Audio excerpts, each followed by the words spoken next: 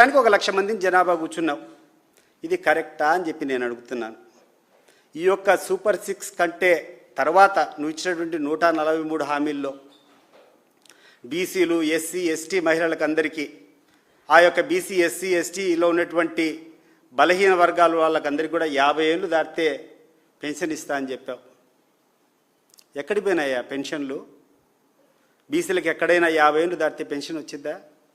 ఎస్సీలకు ఎక్కడైనా 50 ఏళ్ళు దాటితే పెన్షన్ వచ్చిద్దా? 50 ఏళ్ళు పక్కన పెట్టు.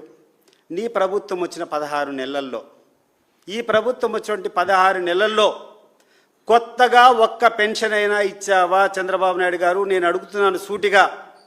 కొత్తగా ఒక పెన్షన్ ఇచ్చినావా? నువ్వు ఇచ్చినటువంటి కొత్త పెన్షన్ లేదంటే ఎక్కడన్నా భర్త చనిపోతే ఆ భర్త స్థానంలో భార్యకి ఇచ్చినటువంటి పెన్షన్లు తప్పితే కొత్తగా పెన్షన్లు ఇచ్చావా అని చెప్పి నేను అడుగుతున్నాను.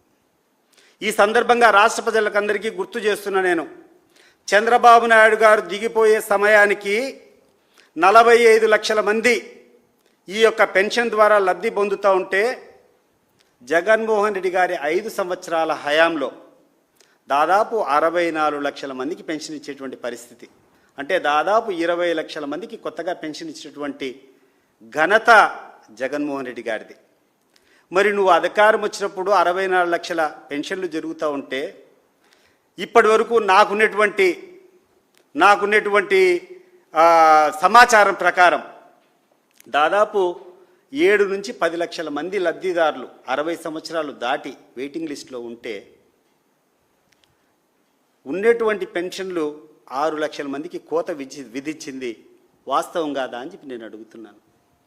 ఏ రకంగా మీరు జగన్మోహన్ రెడ్డి పరిపాలనకు కంపారిజన్ అని చెప్పి నేను అడుగుతున్నాను.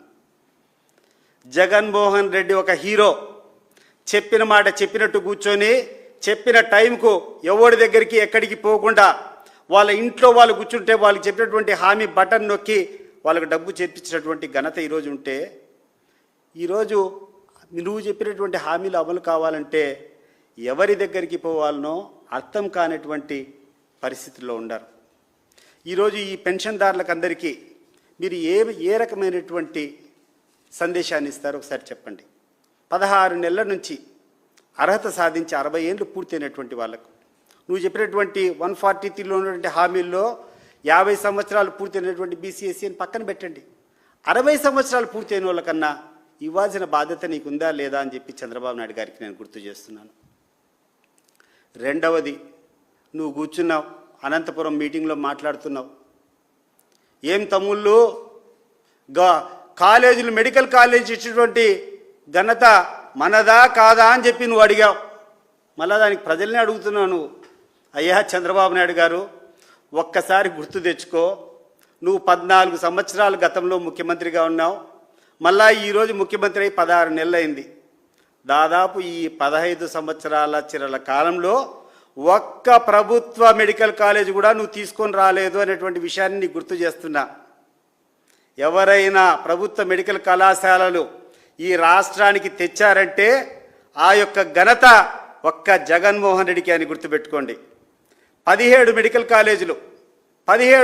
కాలేజీలు ప్రభుత్వ పరంగా ప్రభుత్వ మెడికల్ కాలేజ్ తెచ్చినటువంటి ఘనత జగన్మోహన్ రెడ్డి గారిది. అతను ఒక విజనరీ. జగన్మోహన్ రెడ్డి గారు ప్రజల మనిషి. ప్రజలకు ఏం చేస్తే మేలు జరుగుతుందని ఆలోచన చేసి ఒక రకంగా ఇక్కడటువంటి డాక్టర్లు కావాలనే వాళ్ళకందరికీ కూడా సీట్లు వచ్చే రకంగా ప్రతి ఒక్క జిల్లా హెడ్ క్వార్టర్స్లో ఒక మెడికల్ కాలేజ్ ఉండాలా. మెడికల్ కాలేజ్ వస్తే మెడికల్ కాలేజ్తో పాటు ఖచ్చితంగా ఒక సూపర్ స్పెషాలిటీ హాస్పిటల్ ఉండాలా. సూపర్ స్పెషాలిటీ హాస్పిటల్ వస్తే అనేక మంది డాక్టర్లు, అనేక మంది కథ వస్తుంది. కాబట్టి ఆ హెడ్ క్వార్టర్స్, ఆ ఊరికి ఇన్ఫ్రాస్ట్రక్చర్ బ్రహ్మాండంగా పెరిగిపోతుంది. అనేటువంటి ప్రజలకందరికీ కూడా ఉచితంగా వైద్యం అందుతుంది. అనేటువంటి పేద విద్యార్థులందరూ కూడా తక్కువ ఫీజులతో మెడికల్ కాలేజీలో ఉత్తీర్ణులు కావచ్చు అని చెప్పి జగన్మోహన్ రెడ్డి చేసినటువంటి విజన్ను ఆయన్ను విజనరీ అంటారా? ప్రభుత్వ తరపున శాంక్షన్ చేసినటువంటి ప్రభుత్వ కళాశాలన్నీ తీసుకొని ప్రైవేటైజ్ చేయాలా, వీటన్నిటి కూడా అమ్ముకోవాలా, వీటి ద్వారా ఆర్థికంగా నేను బాగుపడాలని చెప్పి నువ్వు చేసేటువంటి విధానం విజనరీనా అని చెప్పి నేను ప్రశ్నిస్తున్నా. ఆలోచన చేసుకో, ఏది గొప్ప విజన్? ప్రభుత్వాలకి పేద ప్రజలకు ప్రభుత్వం తరపున వైద్యం అందాలా, ప్రభుత్వం తరపున తక్కువ ఫీజులకు విద్యాబోధన అందాలా అని చెప్పి జగన్మోహన్ రెడ్డి గారు చేసినటువంటి ఆలోచన ఒక విజనా?